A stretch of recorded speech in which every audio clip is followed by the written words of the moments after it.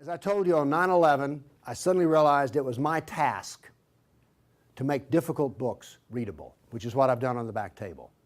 But I thought when I got my books written, in which the Quran was easy to understand, here's Muhammad, easy to understand, all these books on Sharia and everything were easy to understand, I thought, we win. No, we don't even have game. Because what I discovered was, other than a minority view, and trust me, you are so minor, everyone else's reaction to the knowledge, to the answer to question, what is the true nature of Islam, react in fear, hatred, and anger. So I thought there was just one great question. What is the true nature of Islam? But I found there was a second question more important. Why are we afraid to know Islam? So remember I told you that the house of Sufism was like a palace with a smell coming up from the basement? Everyone smelled that smell. They just don't want to talk about it. But it's somewhere deep in the back, almost primordial mind. So, the problem is we don't know the history of Islam. We don't know the answer to this question. This is the world of Islam. How did it happen? You can ask very intelligent people, and they will not be able to give you the answer to this question. How did North Africa go from being European and Christian to becoming Arab and Muslim? How did that happen? And is that an important question?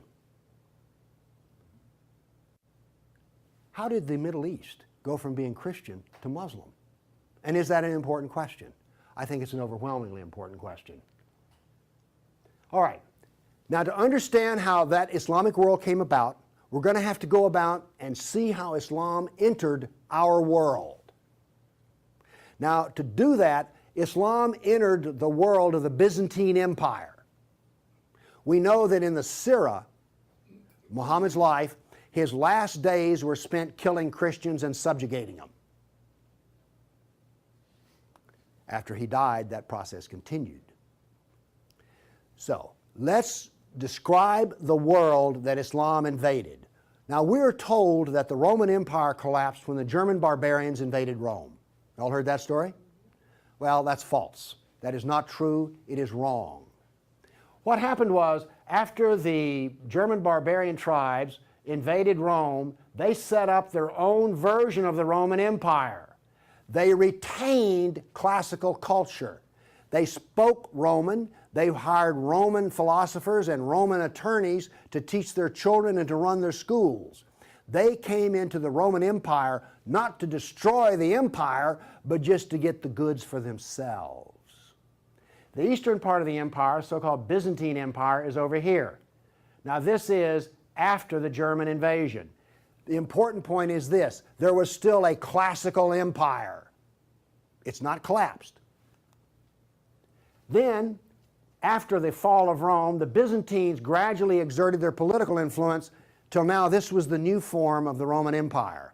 This is the Byzantine Empire, and it is about to be invaded.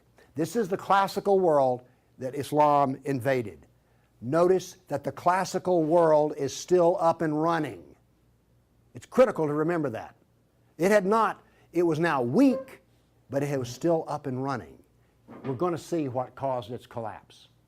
Here we see in 25 years, 3 stages of development of the spread of Islam. This is 25 years' work.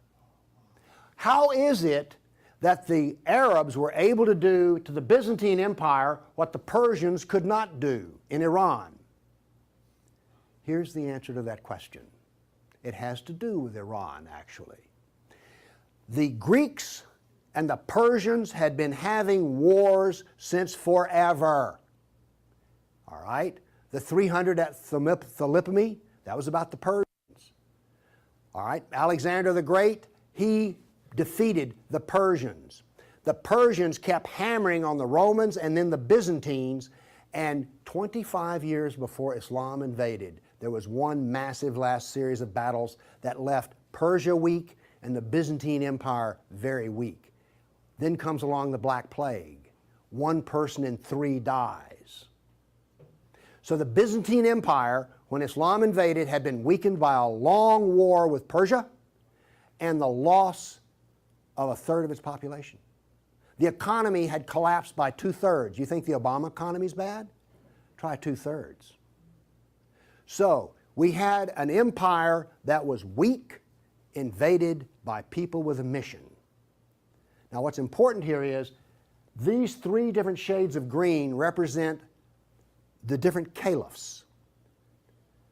This empire is beginning to build here came from people who could be described as the apostles of Muhammad. Why is it important to know that? They knew Muhammad. They held his hand. One of them, Ali, married his daughter. Abu Bakr was his father-in-law. These people are not just brothers in the religious sense, they're brothers in the family sense. They knew Muhammad like I know my wife. And what did they do? Did they go out preaching the Quran? No, they didn't. They picked up their swords, got on their camels and horses, and went out whacking Christians and Persians. That is, this is the true nature of Islam. Here you see it. This is the fruit on the tree. Massive destruction. Now notice something else that's happened here. Egypt is the breadbasket of the Mediterranean. Syria, the heart of the intellectual world of the classical empire. In 25 years, the classical civilization lost its ability to feed itself and lost its biggest brain trust. This destroys classical Christianity. Christianity that we have today is a bloody stump of the original Christianity. Why? This destroyed the heart of it, transformed it. The first stage of the annihilation of classical empire, gone. The heart of it's gone. Okay. A century later, notice over here in Spain, 750 AD, Spain is already Muslim. This is rapid fire conquest. This is going to become very important because this happened as it were in the life of a nation overnight. This brutal assault is the key as to why we fear Islam. Now then, you're next going to see history that you've not heard before. I'm not a historian, but I am a scientist. And I can reason from data. I knew, once I read the story of Muhammad, that I had been fed a pack of lies about what caused the Dark Ages.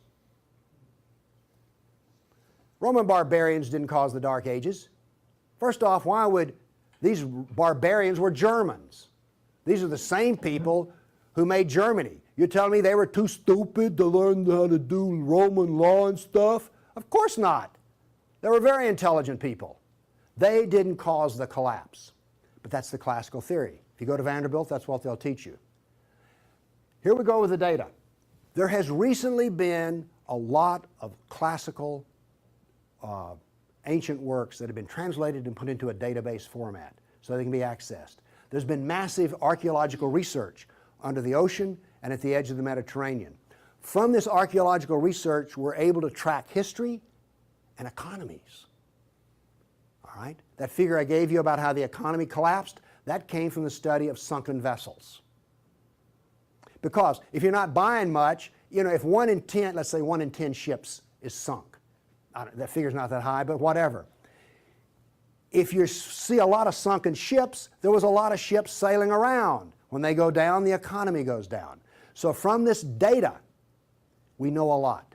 And this, in particular, the database of ancient documents, gives us 548 battles that Islam fought against the classical world. This is all new information.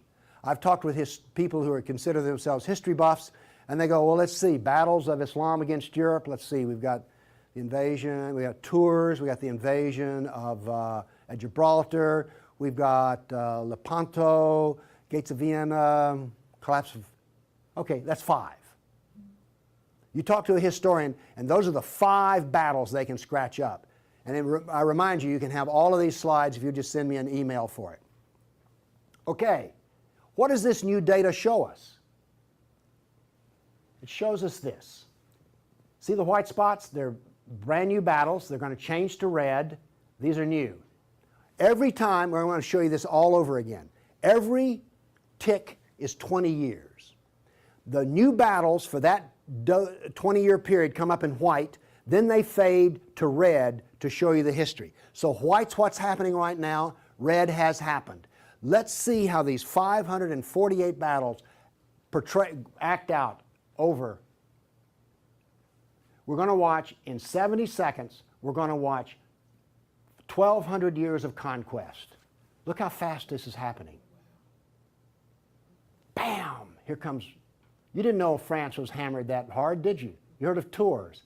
Watch what's happening in Spain and the islands. Now, many of these raids or battles, if they're at the coastline, are slave raids. The slaving that took place in here was extensive and went on and on.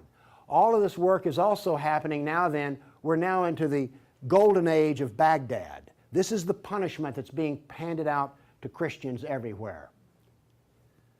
In Spain, after one battle, there were knights' heads were cut off, and they made a pile so high that a man on horseback couldn't see over them. All of the European civilization in North Africa is now gone. I have a question. Have you read the 13th tribe? No. Okay. Now, pretty soon, and by the way, there will be a period of time, and you can see the clock running up here, there will be a brief blip of 5 battles that occur in North Africa, the Barbary Pirate Wars. We're on there. Okay? Now then, Byzantium has fallen. Now then, Eastern Europe is being hammered. Notice that it is relentless. It doesn't stop. This is the history that you're never told about. This is the history that explains how all of this came about. Now then, they're getting slower because Islam is becoming weaker.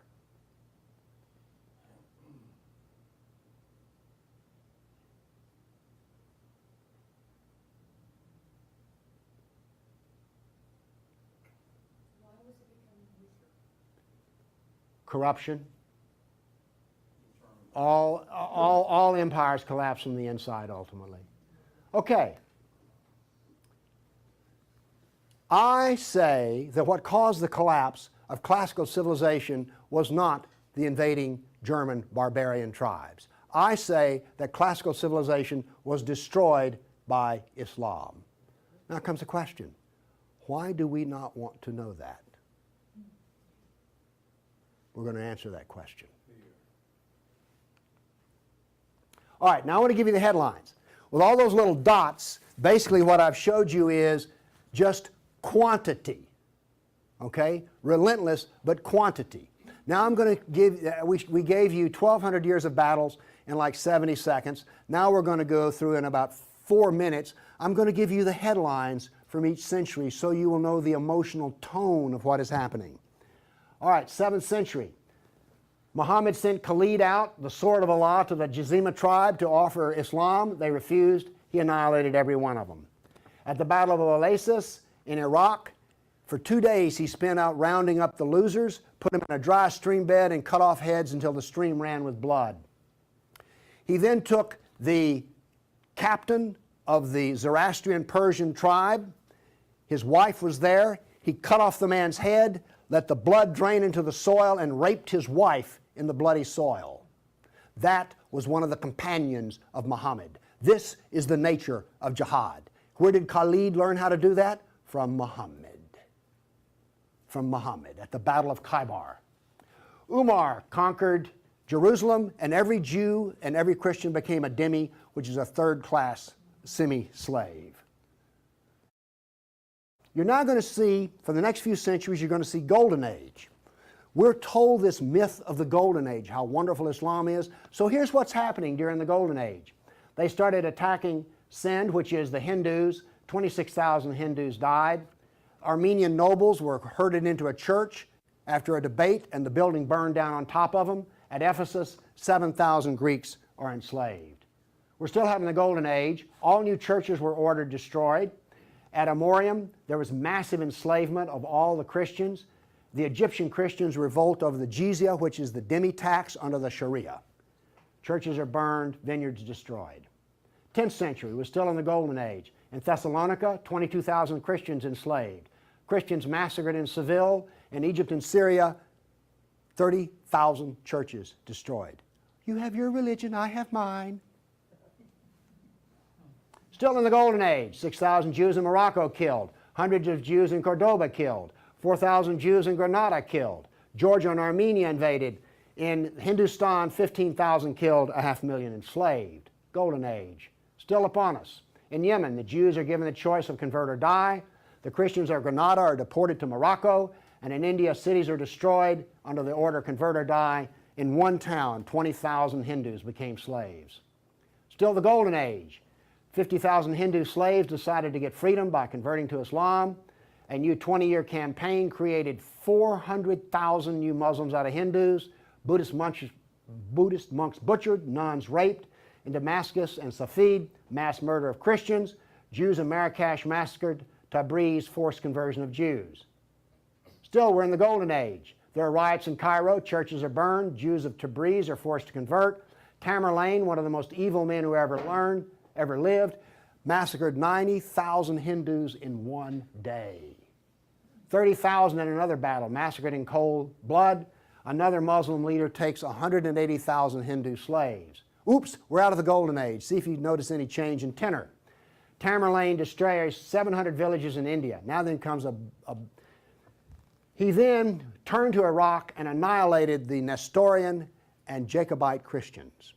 The Nestorian Christians, half of the Silk Route in China was Nestorian Christian. The Nestorian Christians had emissaries and missionaries in the court of China. Afghanistan was partly Christian. All right? Gone. This is part of the destruction of the church that no one knows about.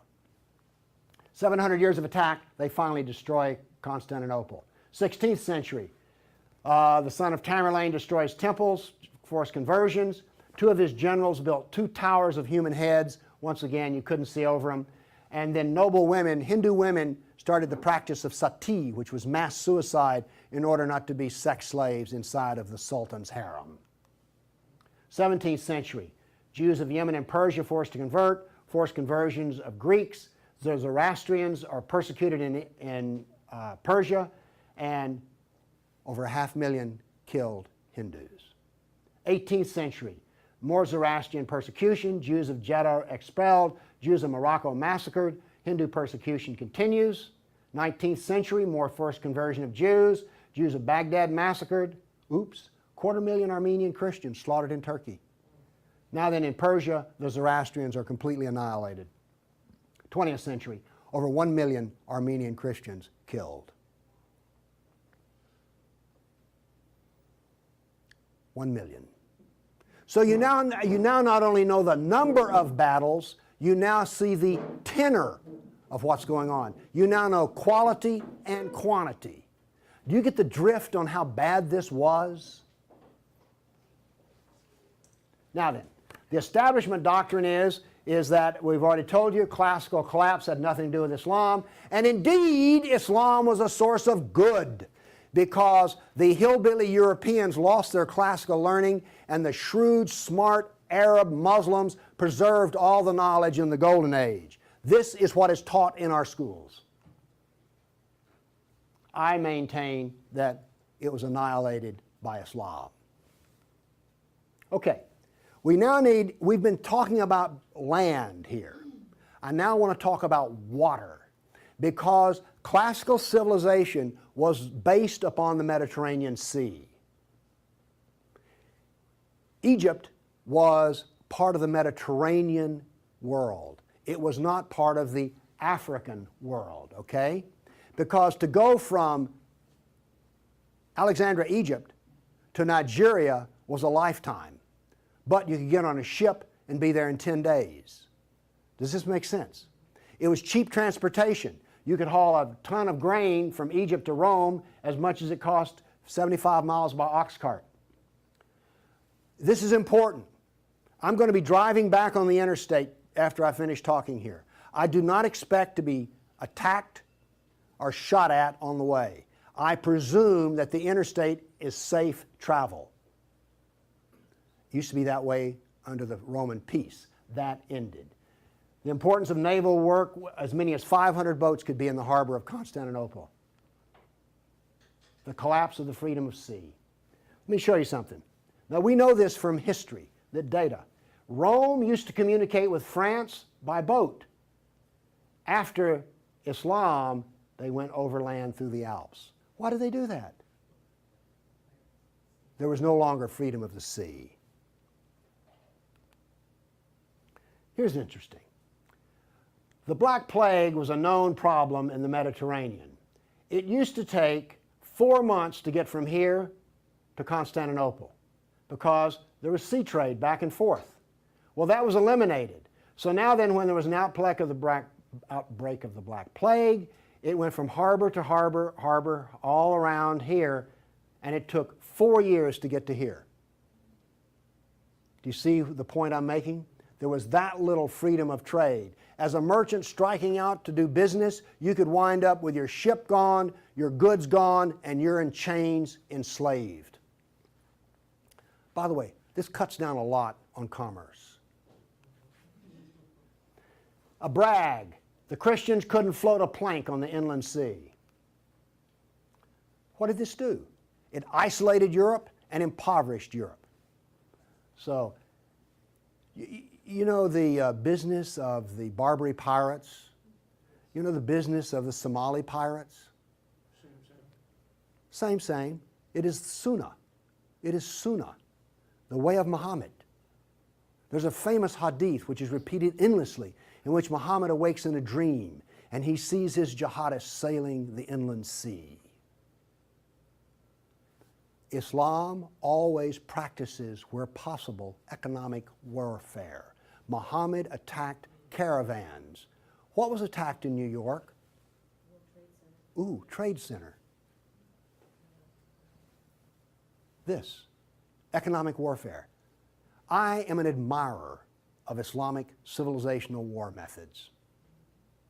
They're superior to everyone else's thinking in war. They use everything for war. Everything, including the womb. This was an economic jihad. There were three, you've heard of the Dark Ages? Well, there were 3 Dark Ages. One in Europe, one in Turkey, one in North Africa. You weren't told that, were you? Wonder why. Here we see some ruins. What's the importance of these ruins? Well, they're up and standing. What happened to all the ruins in Rome? Well, the people who were still living there used them as quarries. They harvested them. The Colosseum remained simply because it was so big. What does this tell us here? If all this stone is still stacked up, there were no people. The invasion of North Africa was so brutal and so fast that it actually left in the harbor a layer of silt. Here's how that happened. North Africa used to be farmland, irrigated farmland. The Romans, clever men that they were, put along the roads in North Africa olive trees for shade and for keeping the road fixed for free. Because what would happen is you would bid on buying a lease on a stretch of Roman road in North Africa.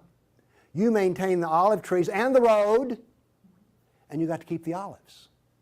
So the Romans got money from selling the lease, and then they got the road fixed for free, and somebody has a business making money. Is this clever or what? That all ended because the invading Arabs were not farmers, they were herdsmen. The people there were Christian, and so therefore, when the average Arab family would own 50 goats. They put their goats out into the fields of Christians, and the Christians as dhimmis had no right to protest. Between death and the erosion of the crops, there was the this produced a layer of silt in the harbors. So that's how brutal, hard, and fast came about this collapse of economy in North Africa. What was left for a European economy? Furs, lumber, swords, and slaves. We're now really getting to one of the points where we don't want to know this history. Anybody here all real proud about how some of your ancestors were taken off a coast in Italy and then put into a harem in North Africa? And now you have children from that who are distant relations. You see, you may have distant relations in the Arab world you don't know about because 1 million Christians were sold into slavery. And by the way, the Venetians helped to do that. And another embarrassing piece of news is this. The Jews were very big in the trans-Mediterranean slave trade. Nobody comes out of this looking good. No one looks good. Are you also beginning to see, like, I don't think I want to know any more about this history at all? Okay? Are you catching on here? All right. Now, the other thing we're told that's so bad about Christianity and so pitiful about those poor Muslims are the Crusades. Who's ever heard this? Well, the Crusades, oh, that's so embarrassing. Gosh, you know, we got out of Europe, we went over there and invaded the Arab lands, and then we killed them and hurt them, and like, oh, I've heard preachers wallow in pity about how drastically bad the Crusades were. All right, first off, Islam, remember, destroyed 30,000 churches. The Jews and Christians were dhimmis. There was infinite number of brutality against Christians. Christians were fleeing the Middle East, and the Byzantine emperor appealed to the Pope, help us, please. Now, this was a big thing to do because the Byzantine emperor and the Pope did not get along at all. But these were desperate people. And what did the Pope look out and see? This is the world that he saw in 1100, the time of the First Crusade. Well, let's see, this much of Spain is Muslim, and we're getting our behind kicked on a regular basis. Oh, well, this Christianity's gone. Oops, this Christianity's gone. And look at all the battles in the non-Christian, in the areas that are still Christian. Do you see the geopolitical problem that the Pope was facing here? This was not just some, you know, we'll saddle up, get on our horses, and go steal from them Arabs, which is what you're told. This is the political picture. But now then, let's do this. Let's look at a battle map for the Crusades. Let's be fair. I showed you the jihad map. Now here comes the Crusade battle map.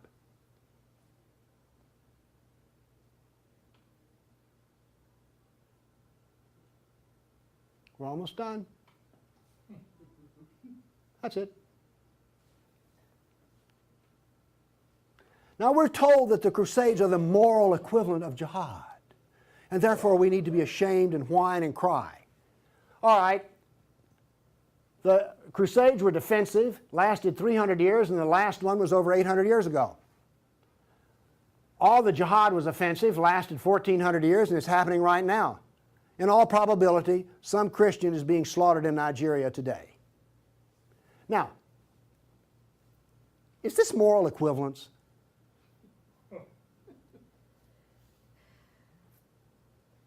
Why won't they teach this in a church school? So the ministers will stop, oh, the Crusades were just so terrible. No, the Crusades were one of the few times the church put steel in its spine, and then we apologize for it. Now then, let's go to the great benefits of Islam.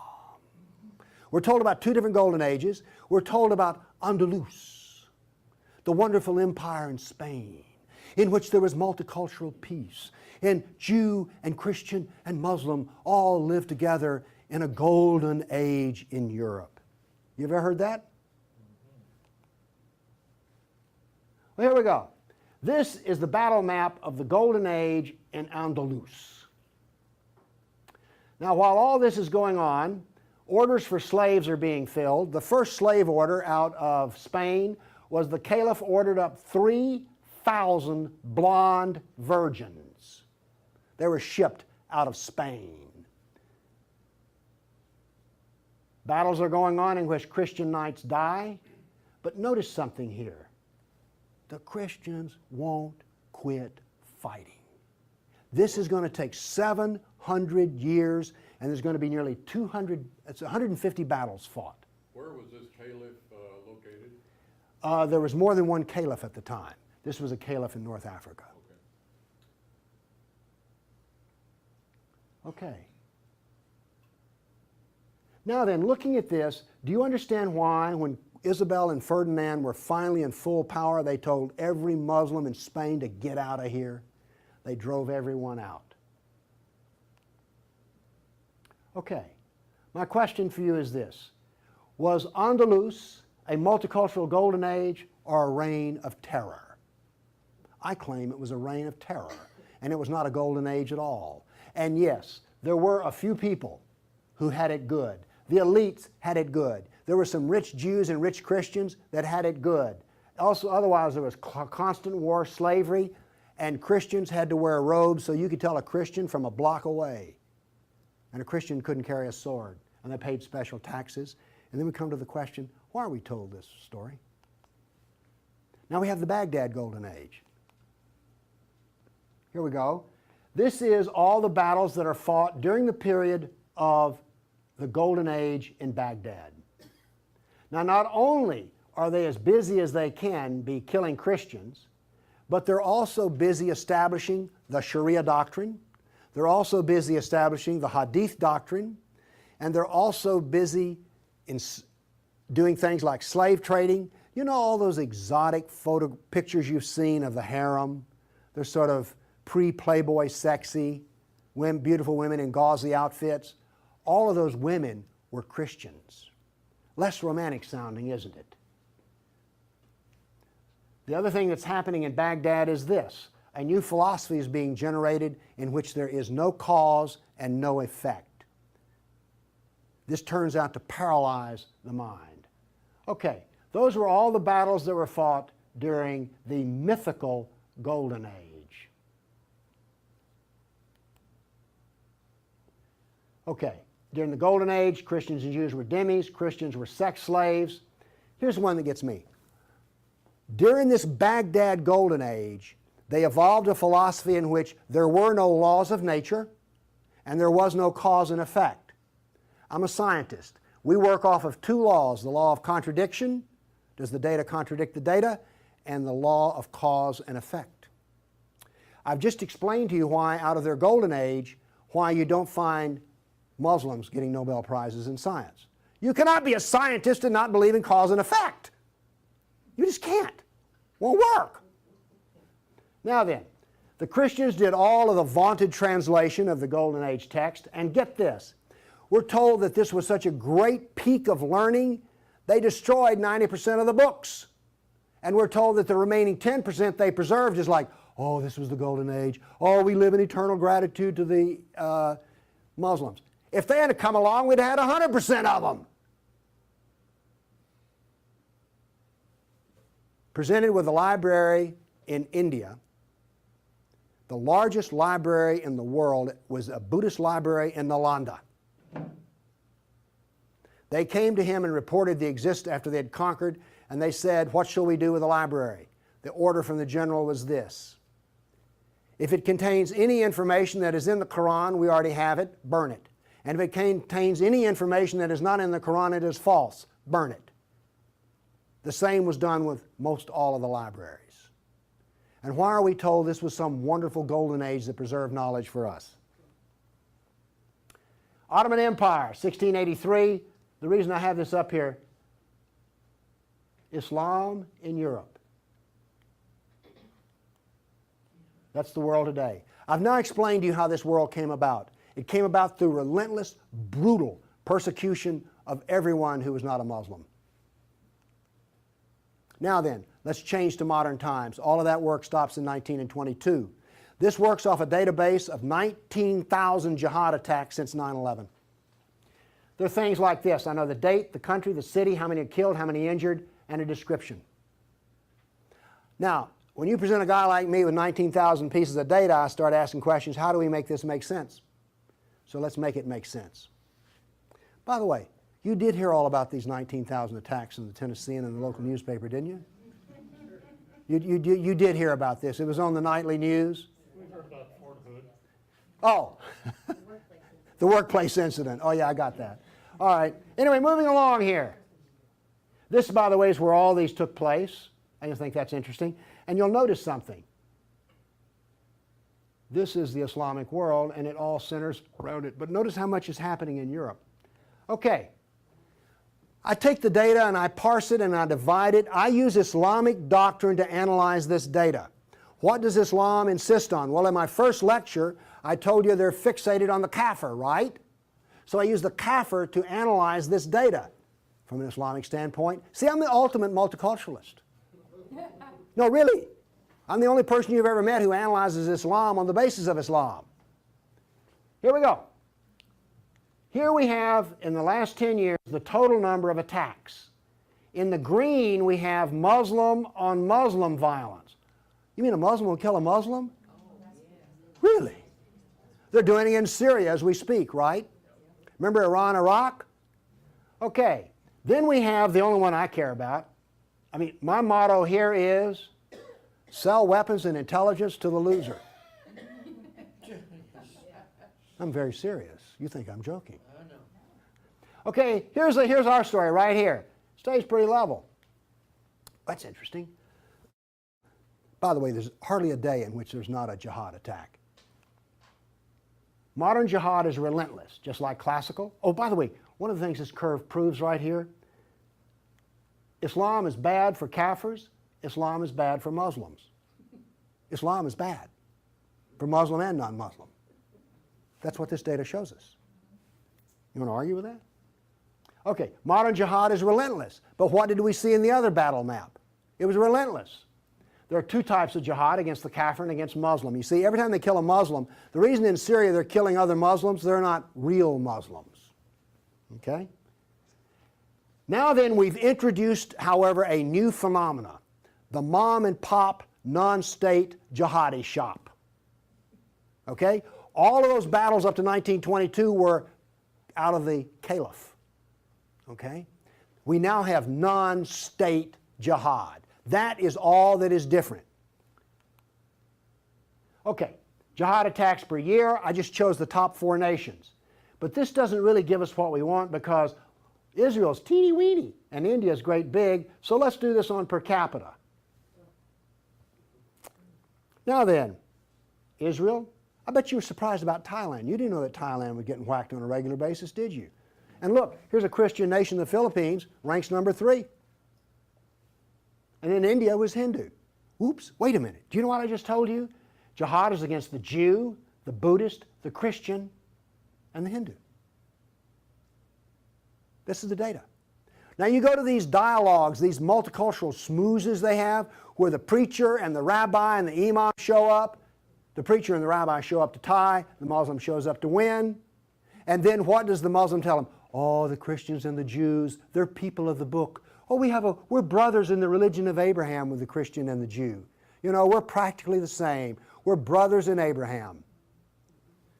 How's that stuff work out? Well, here's one of your people of the book.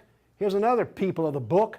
Turns out they'll kill a Jew, a Buddhist, a Christian, or a Hindu just as fast as they will another. So much for being brothers in the religion of Abraham.